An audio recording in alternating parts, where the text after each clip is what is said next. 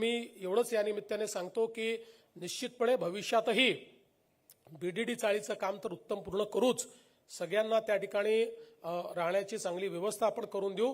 पण मुंबईमध्ये इतरही जे मध्यमवर्गीय मुंबईकर आहेत त्यांचंही घरांचं स्वप्न पूर्ण करण्याकरता आपलं सरकार हे कटिबद्ध आहे।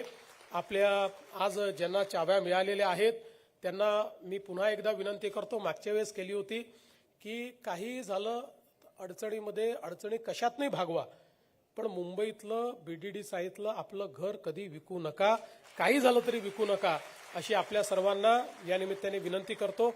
आणि जे दुसऱ्या पिढीचे लोक आले आहेत त्यांना तर विशेषत्वाने सांगतो की तुमच्या पहिल्या पिढीने ज्या हाल अपेष्टा या बीडीडी चाळीमध्ये सहन केलेल्या आहेत, आता जे घर मिळालेलं आहे ते घर त्यांच्या हाल अपेष्टांची कहाणी सांगणारं घर आहे। त्यामुळे कधीच ते घर तुम्ही विकायचा विचार करू नका, ते घर त्याचं संवर्धन योग्य पद्धतीने तुम्ही करावं, अशा प्रकारची तुम्हाला सर्वांना विनंती करतो।